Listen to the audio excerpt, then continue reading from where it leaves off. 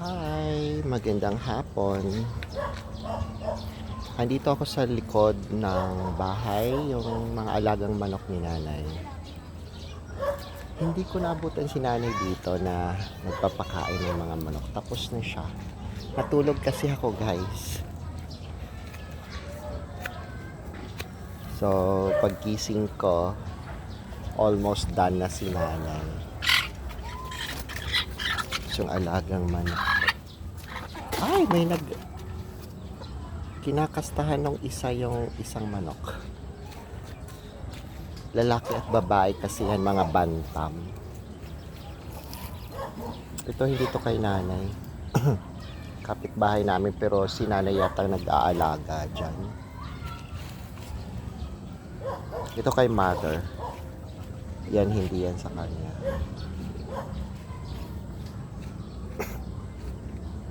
Ay, magbubuntis na naman yung isa dyan. Ito yung maliit. Yan yung babae. Tapos yun, pareha sila bantam na manok. Maliliit lang ang mga itlog niyan, parang piso. Yung pera na piso. Sobrang tuyo na yung lupa, guys. Kaya yung ibang mga pananim dito, nagatay na sila, oh. Kawawa nga eh. Tapos itong kamatis ni nanay, pilit nagsusurvive. Tingnan mo yung mga dahon. Halatang hindi sila healthy. Kasi nga,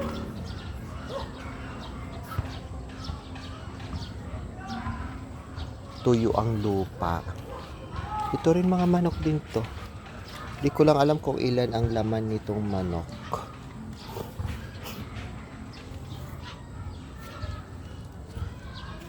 Tapos ito din, mga manok din to.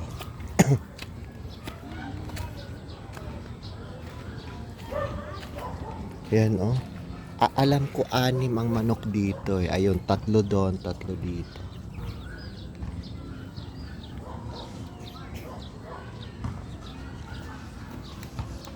Medyo malaki-laki na sila.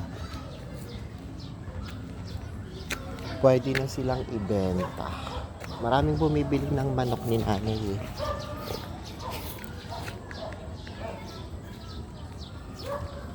Maraming bumibili dito ng manok. Mura lang kasi ang benta ni nanay sa mga manok niya. So, hey! Short vlog lang to. So, thank you guys for watching. Manood kayo lagi sa live ko kasi ang live ko is every Sabado. Usually mga alas 10 ng gabi. Ang live ko. Kasama ko yung alaga namin, si Bella, the French Bulldog. Bye! Please subscribe.